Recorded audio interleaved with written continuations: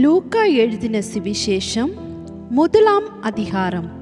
மகா கனம் பொருந்திய தெயோப்பிலேவே, நாங்கள் முழு நிச்சயமாய் நம்புகிற சங்கதிகளை ஆரம்பம் முதல் கண்ணார கண்டு வசனத்தை போதித்தவர்கள் எங்களுக்கு ஒப்புவித்தபடியே அவைகளை குறித்து சரித்திரம் எழுத அநேக பேர் ஏற்பட்டபடியினால் ஆதி முதல் எல்லாவற்றையும் திட்டமாய் விசாரித்தறிந்த நானும் உமக்கு உபதேசிக்கப்பட்ட விசேஷங்களின் நிச்சயத்தை நீர் அறிய வேண்டுமென்று அவைகளை ஒழுங்காய் உமக்கு எழுதுவது எனக்கு நலமாய் தோன்றிற்று.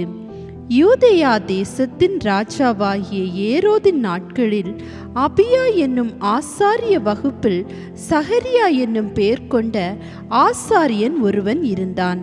அவன் மனைவி பெயர் ஆரோனுடைய குமாரத்திகளில் ஒருத்தி. அவள் பேர் எலிசபெத். அவர்கள் இருவரும் கர்த்தரிட்ட சகல கற்பனைகளின் படியேயும் நியமங்களின் படியேயும் குற்றமற்றவர்களாய் நடந்து தேவனுக்கு முன்பாக நீதி உள்ளவர்களாய் இருந்தார்கள். எலிசபெத் மலடியாய் இருந்தபடியினால் அவர்களுக்கு பிள்ளை இல்லாதிருந்தது. இருவரும் வயது சென்றவர்களாயும் இருந்தார்கள். அப்படி இருக்க அவன் தன் ஆசாரிய வகுப்பின் முறைப்படி தேவ சந்நிதியிலே ஆசாரிய ஊழியம் செய்து வருகிற காலத்தில் ஆசாரிய ஊழிய முறைமையின்படி அவன் தேவாலயத்துக்குள் பிரவேசித்து தூபம் காட்டுகிறதற்கு சீட்டை பெற்றான். தூபம் காட்டுகிற வேளையிலே ஜனங்கள் எல்லாரும் கூட்டமாய் வெளியே ஜெபம் பண்ணி கொண்டிருந்தார்கள். அப்பொழுது கர்த்தருடைய தூதன் ஒருவன் தூப பீடத்தின் வலது பக்கத்திலே நின்று அவனுக்கு தரிசனமானான்.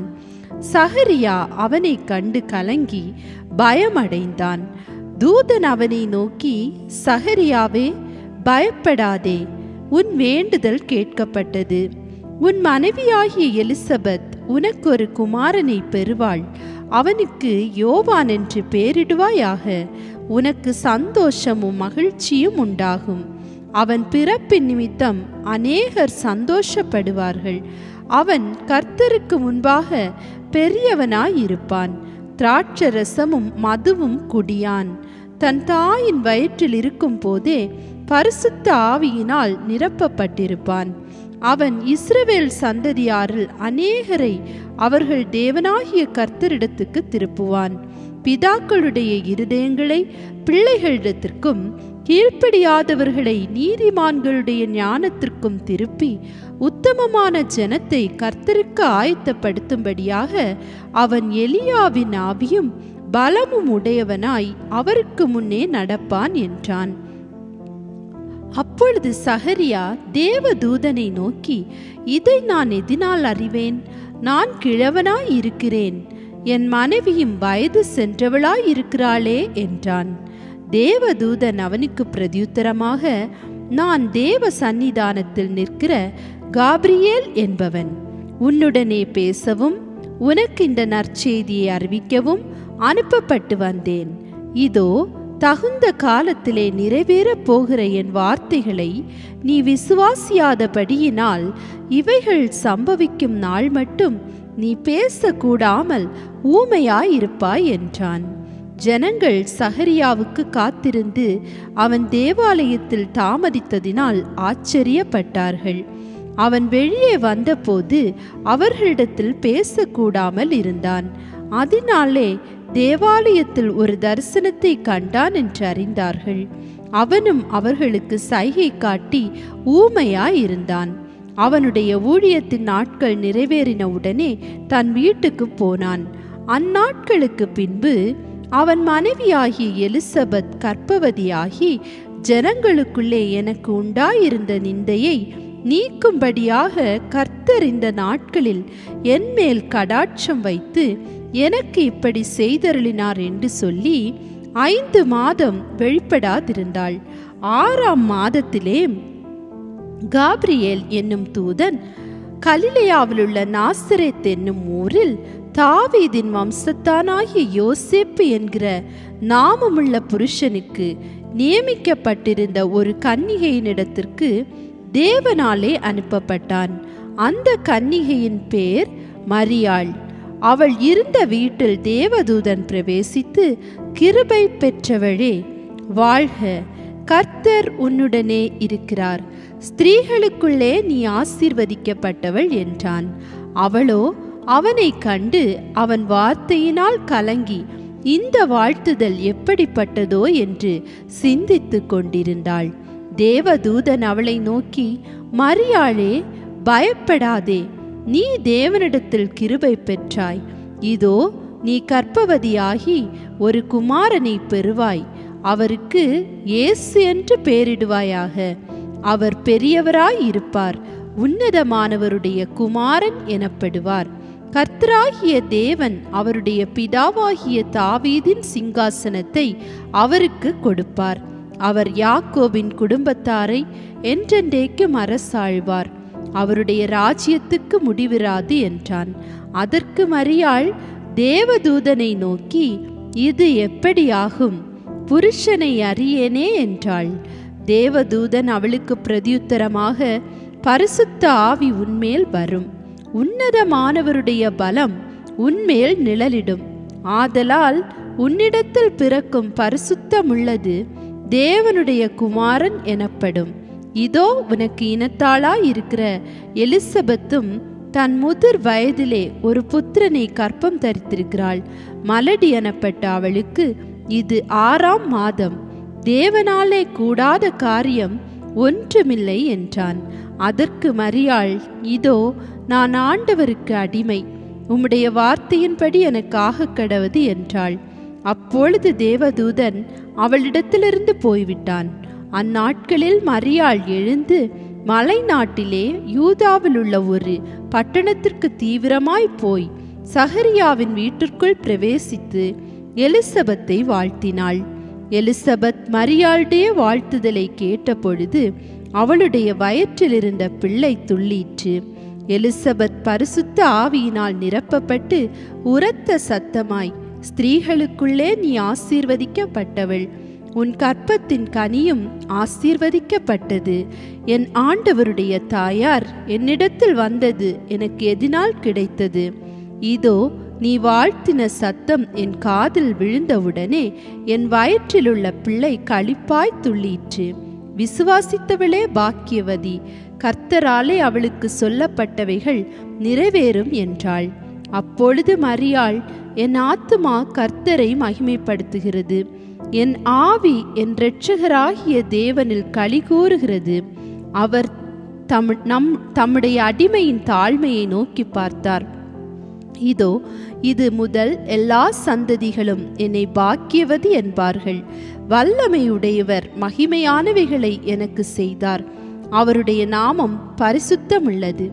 அவருடைய இரக்கம் அவருக்கு பயந்திருக்கிறவர்களுக்கு தலைமுறை தலைமுறைக்கும் உள்ளது.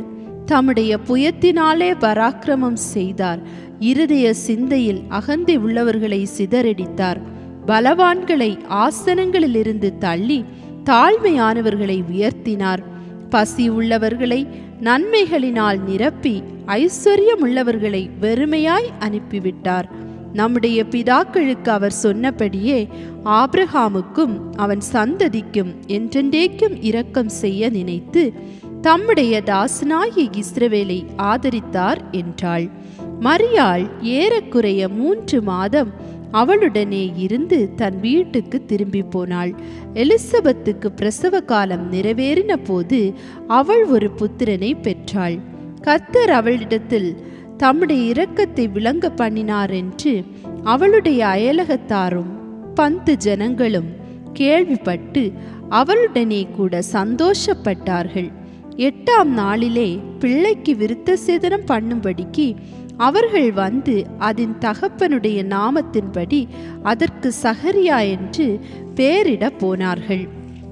அப்பொழுது அதன் தாய், அப்படியல்ல, அதற்கு யோவான் என்று பெயரிட வேண்டும் என்றாள். அதற்கு அவர்கள், உன் உறவின் முறையாரில் இந்த பேருள்ளவன் ஒருவனும் இல்லையே என்று சொல்லி அதன் தகப்பனை நோக்கி, இதற்கு என்ன பெயரிட மனதாயிருக்கிறீர் என்று சைகையினால் கேட்டார்கள். அவன் எழுந்து பலகையை கேட்டு வாங்கி இவன் பேர் யோவான் என்று எழுதினான். எல்லாரும் ஆச்சரியப்பட்டார்கள். உடனே அவனுடைய வாய் திறக்கப்பட்டு அவனுடைய நாவும் கட்டவிழ்க்கப்பட்டு தேவனை ஸ்தோத்தரித்து பேசினான். அதனால் அவர்களை சுற்றி வாசமாயிருந்த யாவருக்கும் பயம் உண்டாயிற்று. மேலும் யூதேயாவின் மலைநாடெங்கும் இந்த வர்த்தமானங்களை எல்லாம் சொல்லிக் கொள்ளப்பட்டது. அவைகளை கேள்விப்பட்டவர்கள் எல்லாரும் தங்கள் மனதிலே அவைகளை வைத்துக்கொண்டு, இந்த பிள்ளை எப்படிப்பட்டதா இருக்குமோ என்றார்கள். கர்த்தருடைய கரம் அந்த பிள்ளையோடே இருந்தது.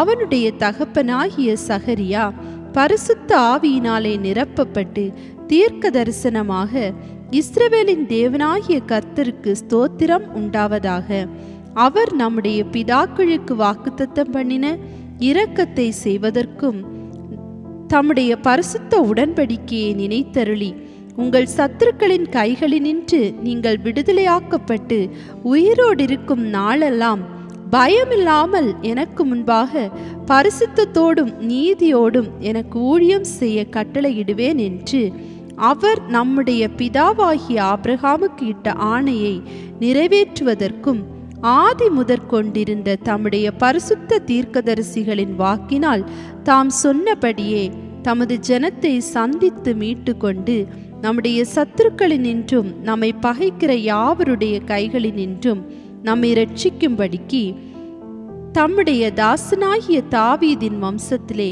நமக்கு இரட்சண்ய கொம்பை ஏற்படுத்தினார். நீயோ பாலகனே, உன்னதமானவருடைய தீர்க்கதரிசி எனப்படுவாய்.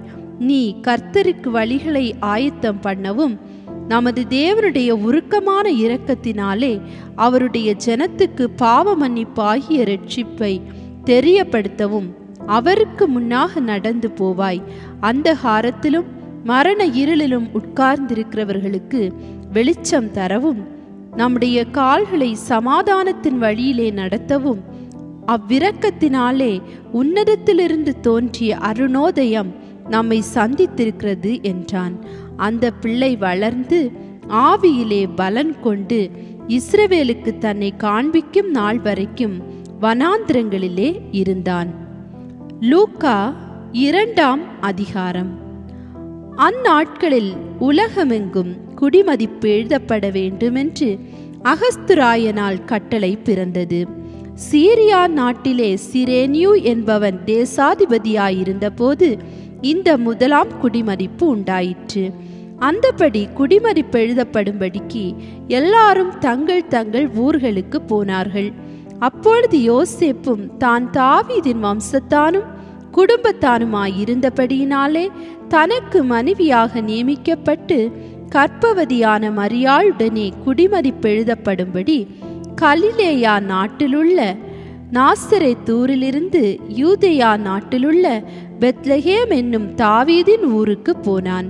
அவ்விடத்திலே அவர்கள் இருக்கையில் அவளுக்கு பிரசவ காலம் நேரிட்டது. அவள் தன் முதற் பேரான குமாரனை பெற்று சத்திரத்திலே அவர்களுக்கு இடமில்லாதிருந்தபடியினால் பிள்ளையை துணிகளில் சுற்றி முன்னணையிலே கிடத்தினாள். அப்பொழுது அந்த நாட்டிலே மேய்ப்பர்கள் வயல்வெளியில் தங்கி ராத்திரியிலே தங்கள் மந்தையை காத்து கொண்டிருந்தார்கள். அவ்வேளையில் கர்த்தருடைய தூதன் அவர்களிடத்தில் வந்து நின்றான். கர்த்தருடைய மகிமை அவர்களை சுற்றிலும் பிரகாசித்தது. அவர்கள் மிகவும் பயந்தார்கள். தேவதூதன் அவர்களை நோக்கி, பயப்படாதிருங்கள், இதோ எல்லா ஜனத்துக்கும் மிகுந்த சந்தோஷத்தை உண்டாக்கும் நற்செய்தியை உங்களுக்கு அறிவிக்கிறேன். இன்று கர்த்தராகிய கிறிஸ்து என்னும் இரட்சகர் உங்களுக்கு தாவீதின் ஊரிலே பிறந்திருக்கிறார். பிள்ளையை துணிகளில் சுற்றி முன்னணையிலே கிடத்தி இருக்க காண்பீர்கள். இதுவே உங்களுக்கு அடையாளம் என்றான். அந்த க்ஷணமே பரமசேனையின் திரள் அந்த தூதனுடனே தோன்றி, உன்னதத்தில் இருக்கிற தேவனுக்கு மகிமையும் பூமியிலே சமாதானமும் மனுஷர் மேல் பிரியமும் உண்டாவதாக என்று சொல்லி தேவனை துதித்தார்கள். தேவதூதர்கள் அவர்களை விட்டு பரலோகத்துக்கு போன பின்பு மேய்ப்பர்கள் ஒருவரை ஒருவர் நோக்கி, நாம் பெத்லகேம் ஊருக்கு போய் நடந்ததாக கர்த்தரால் நமக்கு அறிவிக்கப்பட்ட இந்த காரியத்தை பார்ப்போம் வாருங்கள் என்று சொல்லி தீவிரமாய் வந்து மரியாளையும் யோசேப்பையும் முன்னணையிலே கிடத்தியிருக்கிற பிள்ளையையும் கண்டார்கள். கண்டு அந்த பிள்ளையை குறித்து தங்களுக்கு சொல்லப்பட்ட சங்கதியை பிரசித்தம் பண்ணினார்கள். மேய்ப்பராலே தங்களுக்கு சொல்லப்பட்டதை கேட்ட யாவரும் அவைகளை குறித்து ஆச்சரியப்பட்டார்கள். மரியாளோ அந்த சங்கதிகளை எல்லாம் தன் இருதயத்திலே வைத்து சிந்தனை பண்ணினாள். மேய்ப்பர்களும் தங்களுக்கு சொல்லப்பட்டதின்படியே கேட்டு கண்ட எல்லாவற்றிற்காகவும் தேவனை மகிமைப்படுத்தி துதித்து கொண்டு திரும்பி போனார்கள். பிள்ளைக்கு விருத்த சேதனம் பண்ணப்பட வேண்டிய 8ஆம் நாளிலே, அது கற்பத்திலே உற்பவிக்கிறதற்கு முன்னே தேவதூதனால் சொல்லப்பட்டபடியே அதற்கு இயேசு என்று பெயரிட்டார்கள். மோசேயின் நியாயப்பிரமாணத்தின்படியே அவர்களுடைய சுத்திகரிப்பின் நாட்கள் நிறைவேறின போது முதற்பேரான எந்த ஆண் பிள்ளையையும் கர்த்தருக்கு பரிசுத்தமானதெனப்படும் என்று கர்த்தருடைய நியாய பிரமாணத்தில் எழுதியிருக்கிறபடி அவரை கர்த்தருக்கென்று ஒப்பு கொடுக்கவும், கர்த்தருடைய நியாய பிரமாணத்தில் சொல்லியிருக்கிறபடி ஒரு ஜோடு காட்டு புறாவையாவது 2 புறா குஞ்சுகளையாவது பலியாக செலுத்தவும் அவரை எருசலேமுக்கு கொண்டு போனார்கள்.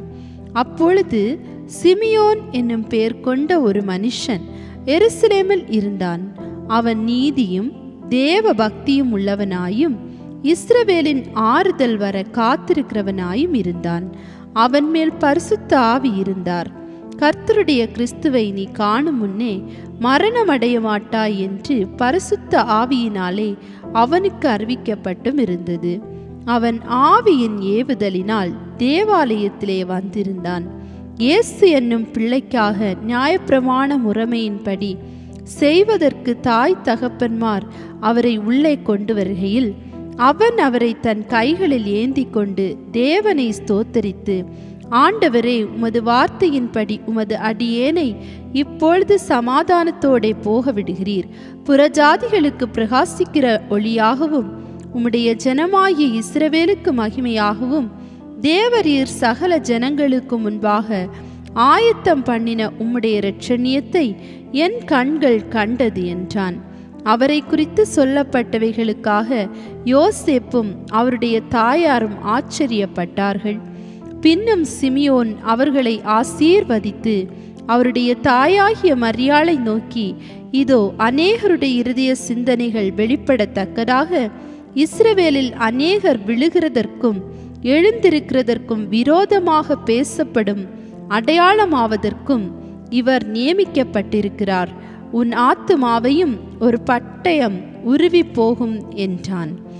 ஆசேருடைய கோத்திரத்தாலும் பானுவேலின் குமார்த்தியுமாகிய அன்னாள் என்னும் ஒரு தீர்க்கதரிசி இருந்தாள். அவள் கன்னி பிராயத்தில் விவாகமானது முதல் 7 வருஷம் புருஷனுடனே வாழ்ந்தவளும் அதிக வயது சென்றவளுமாய் இருந்தாள். ஏறக்குறைய 84 வயதுள்ள அந்த விதவை தேவாலயத்தை விட்டு நீங்காமல் இரவும் பகலும் உபவாசித்து ஜெபம் பண்ணி ஆராதனை செய்து கொண்டிருந்தாள். அவளும் அந்நேரத்திலே வந்து நின்று கர்த்தரை புகழ்ந்து எருசலேமிலே மீட்புண்டாக காத்திருந்த யாவருக்கும் அவரை குறித்து பேசினாள். கர்த்தருடைய நியாயப்பிரமாணத்தின்படி சகலத்தையும் அவர்கள் செய்து முடித்த பின்பு கலிலேயா நாட்டிலுள்ள தங்கள் ஊராகிய நாசரேத்துக்கு திரும்பி போனார்கள். பிள்ளை வளர்ந்து ஆவியிலே பலன் கொண்டு ஞானத்தினால் நிறைந்தது. தேவனுடைய கிருபையும் அவர் மேல் இருந்தது. அவருடைய தாய் தகப்பன்மார் வருஷம் தோறும் பஸ்கா பண்டிகையில் எருசலேமுக்கு போவார்கள். அவருக்கு 12 வயதான போது அவர்கள் அந்த பண்டிகை முறைமையின்படி எருசலேமுக்கு போய் பண்டிகை நாட்கள் முடிந்து திரும்பி வருகிற போது பிள்ளையாகிய இயேசு எருசலேமிலே இருந்து விட்டார். இது அவருடைய தாயாருக்கும் யோசேப்புக்கும் தெரியாதிருந்தது. அவர் பிரயாணக்காரரின் கூட்டத்திலே இருப்பார் என்று அவர்கள் நினைத்து ஒரு நாள் பிரயாணம் வந்து உறவின் முறையாரிடத்திலும் அறிமுகமானவர்களிடத்திலும் அவரை தேடினார்கள். காணாததினாலே அவரை தேடிக்கொண்டே எருசலேமுக்கு திரும்பி போனார்கள். 3 நாளைக்கு பின்பு அவர் தேவாலயத்தில் போதகர் நடுவில் உட்கார்ந்திருக்கவும் அவர்கள் பேசுகிறதை கேட்கவும் அவர்களை வினாவவும் கண்டார்கள்.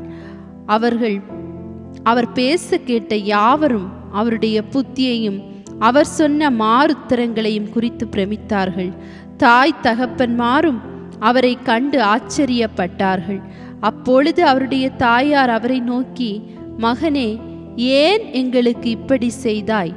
இதோ உன் தகப்பனும் நானும் விசாரத்தோடே உன்னை தேடினோமே என்றாள். அதற்கு அவர், நீங்கள் ஏன் என்னை தேடினீர்கள்? என் பிதாவுக்கு அடுத்தவைகளில் நான் இருக்க வேண்டியதென்று அறியீர்களா என்றார். தங்களுக்கு அவர் சொன்ன வார்த்தையை அவர்கள் உணர்ந்து கொள்ளவில்லை. பின்பு அவர் அவர்களுடனே கூட போய் நாசரேத்தூரில் சேர்ந்து அவர்களுக்கு கீழ்ப்படிந்திருந்தார். அவருடைய தாயார் இந்த சங்கதிகளையெல்லாம் தன் இருதயத்திலே வைத்து கொண்டாள். இயேசுவானவர் ஞானத்திலும் வளர்த்தியிலும் தேவ கிருபையிலும் மனுஷர் தயவிலும் அதிகமாய் விருத்தி அடைந்தார்.